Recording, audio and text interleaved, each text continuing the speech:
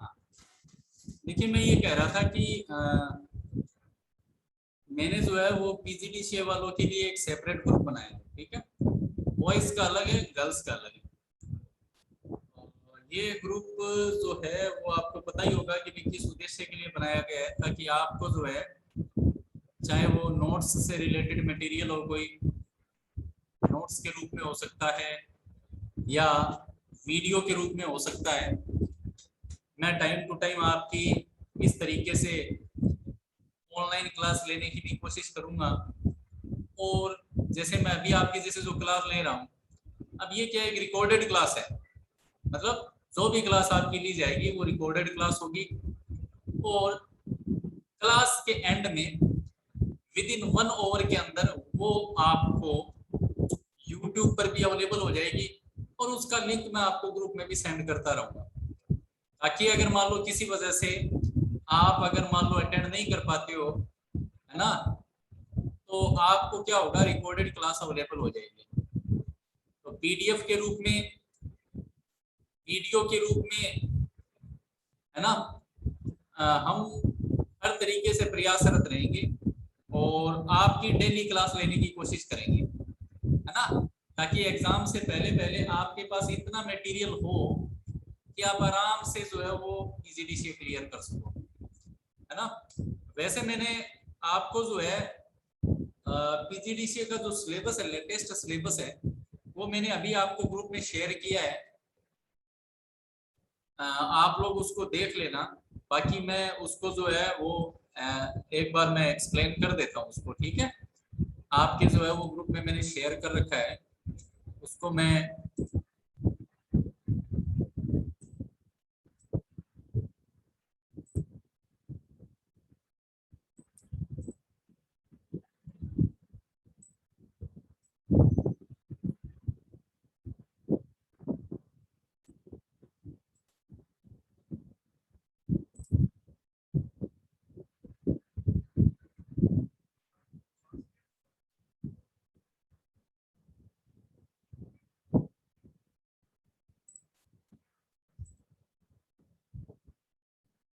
Screen दिख रही है ना सिस्टम की, कंप्यूटर की स्क्रीन आपको दिख रही है क्या? है, ओके।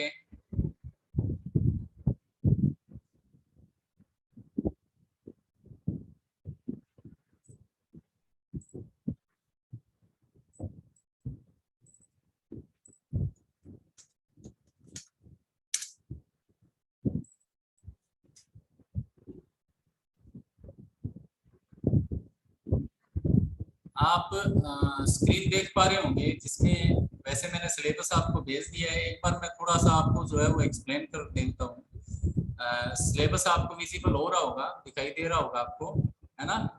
देखिए आप देख पा रहे हो कि ये आपका post graduate diploma in computer application session 2020 and 21 के लिए, मतलब ये जो सिलेबस है आपका लेटेस्ट सिलेबस है, इस बार आपके एग्जाम के हिसाब से है, ठीक है। क्योंकि आपको एमजीएसयू की साइट पर कई सिलेबस मिलेगी पीजीडीसीए के। एक्चुअल में पीछे वाले जो सिलेबस थे उनमें क्या होता था कि 6 सब्जेक्ट हुआ करते थे पीजीडीसीए में, है ना, 6 सब्जेक्ट हुआ करते थे, और पिछले सेशन से ही क्या हुआ, आपका एक सब्जेक्ट जो कट कर दिया गया, विजुअल बेसिक का जो सिलेबस हुआ करता था उसको जो है वो कट कर दिया गया। ये इसमें स्टार्टिंग में पासिंग क्राइटेरिया इन्होंने दे रखा है कि भाई आपको जो है वो मैक्सिमम, मतलब आपको जो 36% मार्क्स लाने पड़ेंगे इसको पास करने के लिए, है ना। लेकिन इसमें आपको एक इजी वे ये दे रखा है कि आपको हर पेपर के अंदर कम से कम 25% मार्क्स लाने हैं, ठीक है। अगर आपका पेपर 100 नंबर का है तो आपको कम से कम 25 नंबर हर सब्जेक्ट के अंदर लाने पड़ेंगे, और ओवरऑल आपके थ्योरी के 36 बनने चाहिए, ठीक है। मान लो आपके 5 सब्जेक्ट है और 5 सब्जेक्ट मान लो थ्योरी के 500 नंबर के बने, 5 सब्जेक्ट 200 नंबर के और 500 नंबर के, अगर आप 25% लेकर आते हो तो 125 नंबर ही बने, लेकिन 125 नंबर से अपने पास तो नहीं हो सकते, तो इसलिए इन्होंने कह रखा है कि आपको मिनिमम हर सब्जेक्ट के अंदर 25% नंबर लाने हैं, लेकिन थ्योरी के टोटल मिलाकर के कितने होने चाहिए, 36% नंबर होने चाहिए, मतलब अगर आपने जी दो सही है। सब्जेक्ट के अंदर 25-25 ले लिए तो फिर बाकी वाले जो सब्जेक्ट है उनके अंदर आपको ज्यादा नंबर लाने पड़ेंगे ताकि ओवरऑल 36% बन सके। कुछ पूछना था आपको? नहीं सर, हाँ, मतलब ये पूछ रहा था 30% है या 36% है? नहीं 36% है ये, 36%। भाई अच्छा आपको सर। हर सब्जेक्ट के अंदर 5 सब्जेक्ट है, उसमें हर सब्जेक्ट के अंदर कम से कम आपके 25 नंबर आने चाहिए। अगर आपके 25 नंबर समझ से गया कम सर। हो गए तो वो पेपर क्या माना जाएगा? ड्यू माना जाएगा आपका। अगर आपके चॉइस नंबर भी आ गए ना मिनिमम क्राइटेरिया से तो आपका वो पेपर ड्यू माना जाएगा। जी सर। ठीक है, और 25 नंबर अगर आ रहे हैं, जैसे 3 सब्जेक्ट में 25-25 आ गए और बाकियों में ज्यादा नंबर आ गए और ओवरऑल आपके थ्योरी के 36% बन रहे हैं तो आपको पास माना जाएगा। क्योंकि प्रैक्टिकल में तो जी वैसे सर। ही पास हो जाओगे, प्रैक्टिकल वाली तो कोई इशू है ही नहीं, प्रैक्टिकल में कोई दिक्कत नहीं है। इधर वही क्लासिफिकेशन दे रखा है कि फर्स्ट डिवीजन जो 60% वालों की है, सेकंड डिवीजन इसमें 48% जिसके मिनिमम होंगे। ठीक है, 45 से 48 कर दिया, डिवीजन ठीक है। वाला है और थर्ड डिवीजन वाला है 36 से 48 वाला, और 36 से अब अगर सही है। नीचे होगा तो वो फेल होगा। जी ठीक सर। है?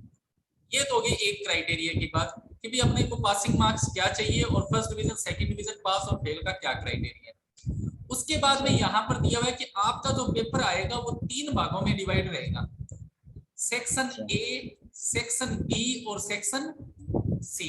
सी। 3 पार्ट होंगे इसमें।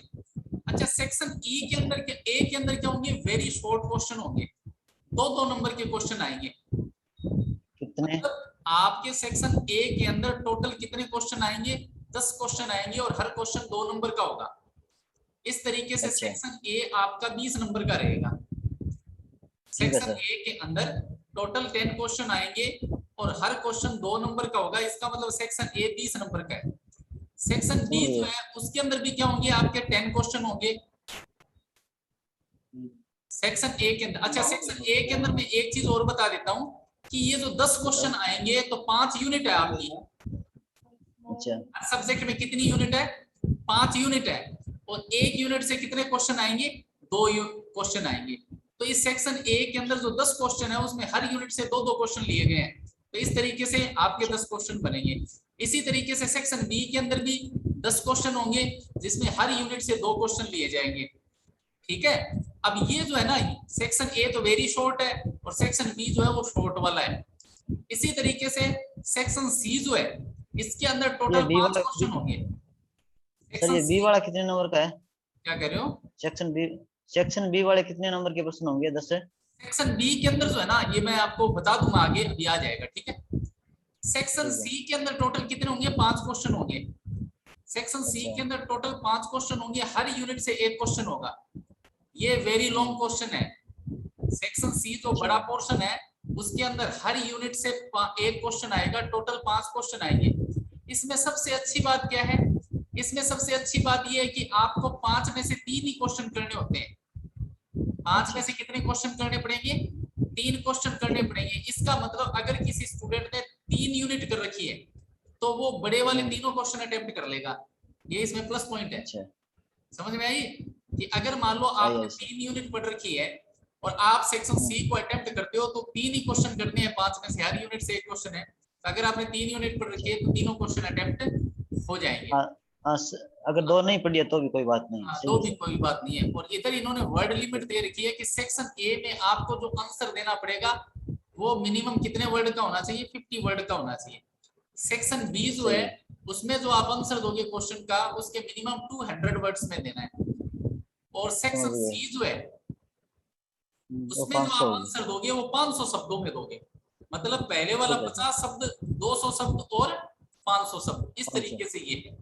ठीक है, तो एक चीज तो हो ठीक है गई सर। ये प्रैक्टिकल से रिलेटेड है, प्रैक्टिकल वाला मैटर आपको बाद में बता दिया जाए। अब देखो यहाँ पर ये आपके 5 सब्जेक्ट दे रखे हैं, ये इधर थ्योरी के पेपरों की कोड दिए हुए हैं।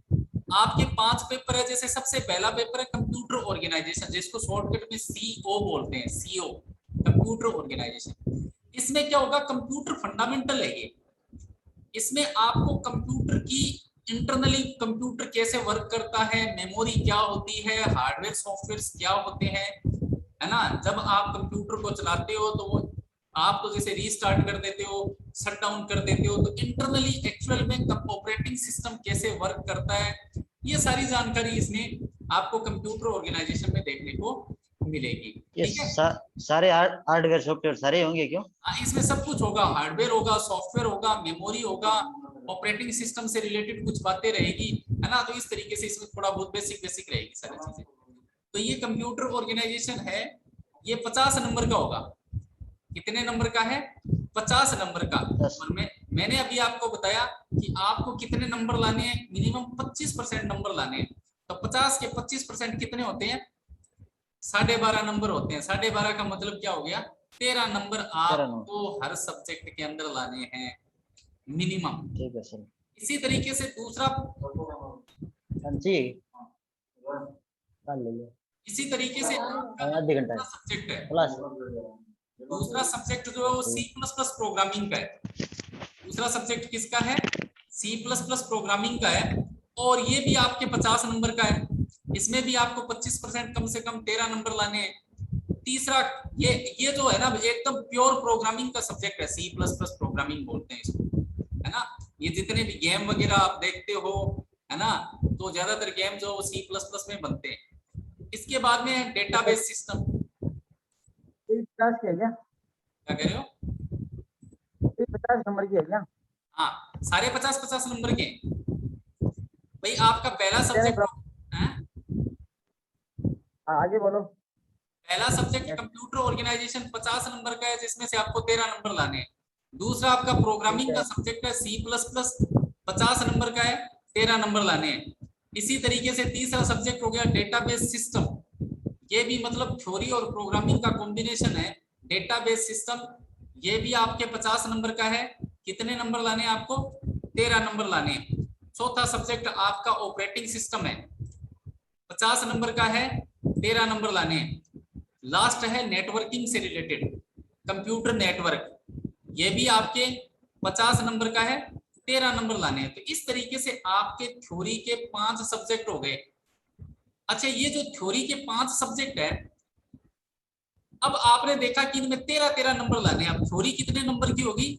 250 नंबर की थ्योरी होगी, 250 नंबर्स की क्या हुई? थ्योरी भी। अगर आप 25% देखेंगे इसका, तो 25% तो 90 नंबर बनते हैं इसके। अगर आप 250 नंबर की थ्योरी है, और अगर आप ये कहते हो कि हर सब्जेक्ट के अंदर आपको 25% लाने हैं, तो 25% के हिसाब से तो टोटल कितने हुए? 65 नंबर ही हुए, है ना। 13 से क्या हुआ? 65, 65 नंबर हुए। लेकिन आपको लाने कितने हैं? 500 सब्जेक्ट को मिलाकर के 90 नंबर आने चाहिए आपके। 500 सब्जेक्ट को मिलाकर कितने आने चाहिए? 90 नंबर आने चाहिए। इसका मतलब ये हो गया कि अगर 2-3 सब्जेक्ट में 13-13 आ गए, तो बाकी सब्जेक्टों में आपको ज्यादा नंबर लाने पड़ेंगे, ताकि आपका स्कोर क्या हो जाए? 90 हो जाए। और जब आपका स्कोर 90 हो जाएगा, तो आपके कितने बन जाएंगे? 36% बन जाएंगे। तो अपना टारगेट ये रहेगा कि आपको हर सब्जेक्ट के अंदर कम से कम 25 नंबर, और टोटल आपको क्या लाने हैं? थ्योरी के अंदर 250 में से 90 नंबर का स्कोर करना होगा। पहली बात। प्रैक्टिकल कितने का? क्या कह रहे हो? प्रैक्टिकल कितने का है? प्रैक्टिकल बता रहा हूँ। तो ये तो होगी अपनी थ्योरी की बात, कि भाई थ्योरी में अपने 5 सब्जेक्ट है, हर सब्जेक्ट 50-50 नंबर का है। कम से कम आपको 13-13 नंबर लाने हैं, और टोटल मिलाकर के आपके 5 सब्जेक्ट के अंदर 90 नंबर आने चाहिए, तो आपके 36% बन जाए। पहली बात। अब है कि भाई इन 5 सब्जेक्ट में से प्रैक्टिकल किन किन का होगा? आपके 3 प्रैक्टिकल होंगे। आपके कितने प्रैक्टिकल होंगे? 3 प्रैक्टिकल। अब ये देखो प्रैक्टिकल दिया हुआ है यहाँ पर। आपके 3 प्रैक्टिकल में एक प्रैक्टिकल तो होगा प्रोजेक्ट। एक प्रैक्टिकल तो क्या होगा? प्रोजेक्ट होगा। प्रोजेक्ट का मतलब होगा कि ये जो सब्जेक्ट आप पढ़ रहे हो, इन सब्जेक्ट में जो प्रोग्रामिंग वाला सब्जेक्ट है, जैसे सपोज करो C++ आपने पढ़ी बढ़िया से। अब C++ में आपको क्या बनाना होगा? एक छोटा सा सॉफ्टवेयर बनाना पड़ेगा। आपने C++ प्रोग्रामिंग सब्जेक्ट पढ़ दिया, अब आपको उसका यूज करके क्या बनाना होगा? एक सॉफ्टवेयर बनाना होगा। सॉफ्टवेयर बना करके उसकी क्या करनी पड़ेगी? एक आपको हार्ड कॉपी निकालनी पड़ेगी, और स्पाइरल बाइंडिंग करवा करके वो जमा करवानी पड़ती है। मतलब आपका एक प्रोजेक्ट होगा, और ये प्रोजेक्ट कितने नंबर का होगा? 100 नंबर का होगा। आपका एक प्रोजेक्ट होगा, वो हम आपको बता देंगे, क्योंकि प्रोजेक्ट के लिए आपको यहाँ पर हमारे पास आना पड़ेगा, तो हम डिस्कस कर लेंगे किस तरीके से क्या करना है। ठीक है, तो प्रोजेक्ट होगा 100 नंबर का, जिसमें से आपको कितने नंबर लाने हैं? 25 नंबर लाने हैं। दूसरा, ये आपका C++ जो है ना, प्रोग्रामिंग विद C++, तो इसका एक प्रैक्टिकल भी होगा जिसको कहते हैं C++ लैब नाम से। ठीक है, ये भी कितने नंबर का होगा? ये 50 नंबर का होगा। ठीक है, इसमें भी आपको क्या लेने? 13 नंबर लाने।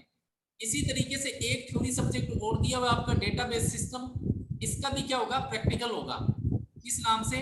DBMS। DBMS, DB का मतलब डेटाबेस और MS का मतलब management system. Database management system lab नाम से क्या होगा? आपका एक प्रैक्टिकल होगा। ये 50 नंबर का, इसमें भी आपको कितने लाने? 13 नंबर लाने। तो कुल मिलाकर के आपके 3 प्रैक्टिकल होंगे। 3 प्रैक्टिकल में से एक तो आपका प्रोजेक्ट होगा जिसका मार्क्स रहेगा 100 नंबर का, और 2 जो है वो आपके ऊपर जो सब्जेक्ट दिए गए हैं, एक तो C++ वाला और डेटाबेस, इसके 2 प्रैक्टिकल होंगे जो कितने कितने नंबर के होंगे? 50-50 नंबर के होंगे। क्लियर है? इस तरीके से आपके टोटल जो प्रैक्टिकल होगा वो कितने नंबर का होगा? 200 नंबर का होगा, जिसमें से आपको 72 नंबर लाने हैं। तो इस तरीके से आप ये देखोगे कि आपका जो PGDCA है वो टोटल कितने मार्क्स का हो गया? 250 प्लस 200, 450 मार्क्स का आपका PGDCA का पेपर होगा। अब मैं आपको बता देना चाह रहा हूं कि ये जो मैंने सिलेबस बताया है ये कोरोना के अकॉर्डिंग नहीं है। ये सिलेबस तो तब है जब एकदम वेल एंड गुड रहेगा, सब कुछ ठीक है तो। नहीं तो क्या होगा?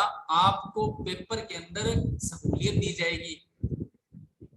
अभी मैं आपको बता रहा हूं कि आपको जो है वो जैसे पहली यूनिट में 10 क्वेश्चन आ रहे हैं 2-2 नंबर के। ठीक है, तो अब क्या होगा कि अगर कोरोना की गाइडलाइन के अकॉर्डिंग आपका पेपर आता है तो आपके लिए क्या हो जाएगा? और इजी हो जाएगा काम। मतलब आपको जो क्या दिया जाएगा? रिलैक्सेशन दे दिया जाएगा, है ना। तो आप का काम ये होगा कि आप कोशिश करो कि आपके जो हर सब्जेक्ट के अंदर है ना, आप 500 यूनिट तैयार ना करके 3-3 यूनिटें तैयार कर दो। कोरोना की गाइडलाइन के अकॉर्डिंग अभी कोई गाइडलाइन आई नहीं है। मेरे ख्याल से अगर हमारी 3-3 यूनिट भी हो जाएगी तो अपना 100% पेपर अपने कर लेंगे, क्योंकि जो गाइडलाइन जैसे पिछली बार जो गाइडलाइन आई थी उसके अकॉर्डिंग अगर पेपर आएगा तो आप अगर 3 यूनिट कर लेते हो तो भी आप 100% पेपर कर पाओगे। ठीक है, सब्जेक्ट में 5 यूनिट है क्या? हेलो, हाँ, हर सब्जेक्ट के अंदर 5 यूनिट है।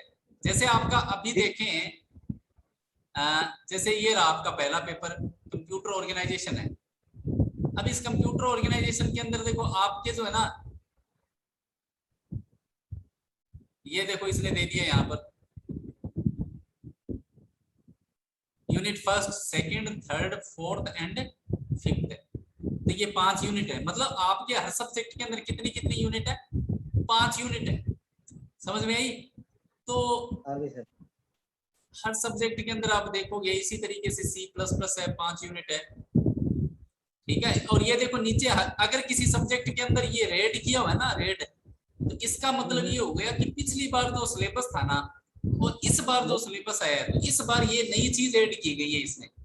मतलब अगर आपके सिलेबस में कहीं पर भी रेड कलर का कुछ दिखाई दे रहा है, इसका मतलब ये जो चीज है, ये जो टॉपिक है, इस सिलेबस के अंदर नई ऐड की गई है। ठीक है, इस तरीके से आपके जो है ये 5 सब्जेक्ट है। तो हम जो है वो डेली जो है वो मैं कोशिश करूंगा कि डेली यहाँ पर थोड़ा थोड़ा नोट्स भी बनाता रहूं, और इजी वे में आपको जो है वो कोशिश करेंगे कि आपको हिंदी में प्रोवाइड करा दें, है ना। मेरे ख्याल से अगर मैं मैटर इंग्लिश में दूंगा तो हो सकता है कई स्टूडेंट को दिक्कत आ जाए। ठीक है, तो हमारी कोशिश ये रहेगी कि हम जो है वो इस कंटेंट को हिंदी में आपको अवेलेबल करवा दें ताकि आप इजीली समझ सको। ठीक है, हिंदी में करवा दें या इंग्लिश में करवाएं? तो आपको पॉसिबल हो। नहीं, वो आपको तो चलो कोई दिक्कत नहीं है, लेकिन हमारे बहुत सारे महानुभाव है, शायद उनको दिक्कत आएगी कहीं ना कहीं, है ना। हाँ, क्योंकि मेरे पास कईयों के फोन आ चुके हैं, वो ज्यादातर हिंदी का बोल रहे हैं कि सर हमें हिंदी में कंटेंट अवेलेबल करवाओ, है ना। तो एग्जाम में होंगे ना? है, एग्जाम तो इंग्लिश में होंगे। एग्जाम में जो पेपर आएगा ना, पेपर वो इंग्लिश में आएगा आपके। मतलब आपको जो क्वेश्चन पेपर मिलेगा वो इंग्लिश में होगा। आप आंसर देने के लिए पूरी तरह से स्वतंत्र हो। आप हिंदी में भी आंसर दे सकते हो, आप चाहो तो इंग्लिश में भी दे सकते हो। आपके पास दोनों ऑप्शन होते हैं। एमएससी में क्या होता है कि एमएससी में ज्यादातर प्रेफरेंस इंग्लिश की रहती है ना। यूनिवर्सिटी भी ये उम्मीद करती है कि एमएससी का कोई स्टूडेंट है तो वो इंग्लिश में आंसर दे। लेकिन पीजीडीसीए जो है उसमें आप हिंदी में आंसर दे सकते हो, कोई दिक्कत नहीं, इजी वे से। ठीक है, तब तो कोई दिक्कत नहीं। क्या कह रहे हो? तब तो सर कोई दिक्कत नहीं हो जाएगा। ऐसे कोई दिक्कत वाली बात नहीं है। हम जो है वो बड़ा ही इजी वे से आपको करवा देंगे। कंटेंट भी आपको जो अवेलेबल करवाएंगे तो वो इजी करवाएंगे। ऐसा नहीं है कि नेट से उठाया और आपको दे दिया। हम कंटेंट कोशिश करेंगे कि आपको जो वो इजी से इजी कंटेंट आपको अवेलेबल करवाया जाए ताकि आप आराम से क्लियर कर दो। क्योंकि काफी स्टूडेंट इसमें से मेरे ख्याल से 90% स्टूडेंट ऐसे होंगे पीजीडीसीए में जिन्होंने कभी कंप्यूटर का यूज भी नहीं किया होगा। 90% स्टूडेंट ऐसे होंगे जिनको कंप्यूटर की एबीसीडी भी नहीं पता होगी। अगर हम मान लो नेट से कॉपी पेस्ट करके दे भी देंगे तो आपको समझने में दिक्कत आएगी। ठीक है, तो इसलिए ये जूम जो है वो इसीलिए आपको लिंक भेजा गया है। अभी मैंने सारे साथियों को लिंक तो भेज दिया है, लेकिन अब जो कंप्यूटर में कंफर्टेबल नहीं है शायद उनको कनेक्टिविटी में भी अभी दिक्कत आ रही होगी, तो एक बार जो उनसे संपर्क करके उनको बताना भी पड़ेगा मुझे। ठीक है, तो कोई दिक्कत वाली बात नहीं है, हम बढ़िया से करेंगे और इजी वे से करेंगे। ठीक है, तो आज तो मैं कोई मटेरियल से रिलेटेड कोई बात नहीं करूंगा। मेरा मेन मकसद जो था वो इतना ही था कि मैं एक बार तो ये देख लेता हूँ कि कौन कौन लोग कनेक्ट हो पाते हैं, है ना। एक तो आप कनेक्ट हुए और एक वो महाशय कहाँ चले गए, एक और थे। ठीक है, वो बार बार उनका ऑडियो कनेक्ट और डिसकनेक्ट हो रहा था, हो सकता है उन्होंने पहली बार यूज किया होगा। एनीवे कोई बात नहीं, एक बार तो देखो टेक्निकल दिक्कत आती है, लेकिन एक बार जैसे यूज करना स्टार्ट करते हैं तो कोई दिक्कत नहीं आएगी। कल से हाँ सर संभव हो डेली एक क्लास हो जाए। भाई मैं कम से कम एक क्लास आपकी डेली ले लूंगा। ठीक है, एक तो अपने टाइम डिसाइड कर लेते हैं कि भैया किस टाइम अपने को क्लास लेनी है। एक टाइम जो रहेगा वो फिक्स रहेगा टाइम, कि भी उस टाइम पर क्या हो जाएगी आपकी एक क्लास हो जाएगी, है ना। क्योंकि क्लास अपन लेंगे तो अपना कंटेंट जो इजीली हो जाएगा। एक तो आप पढ़ोगे और एक क्लास होगी तो वो कंटेंट क्या जल्दी कवर हो जाएगा। एक टॉपिक को पढ़ने में आप पूरा दिन लगा दोगे नहीं तो, ये बात है। तो इतना अपने पास टाइम भी नहीं है कि भाई अपने खुद से ही सारी चीजें पढ़ लें, इतना टाइम नहीं है अपने पास। ठीक है, एनीवे थैंक यू। कल से जो है ना अपने रेगुलर रखेंगे। बोलिए, कुछ पूछना है तो। एग्जाम कब होंगे? हाँ, एग्जाम का आप पूछ रहे थे। एग्जाम आपके जुलाई के मिड में होने की संभावना है। जुलाई मतलब 15 जुलाई के लमसम अभी तक बात चल रही है। ठीक है, मतलब जुलाई में होने की संभावना है ये। तो अपने पास जो है वो 20-25 दिन का समय है। ठीक है, तो अपने कोशिश करेंगे कि जल्दी जल्दी कंटेंट जो इम्पोर्टेंट कंटेंट है उसको कवर करें, क्योंकि देखो सारे टॉपिक हम इतना टाइम नहीं है हमारे पास कि हम कर पाए। ठीक है, तो जो मेन इम्पोर्टेंट होंगे वो आपको बता दिए जाएंगे। ओके, और कुछ पूछना है तो बताइए आप मुझे। ठीक है, थैंक यू।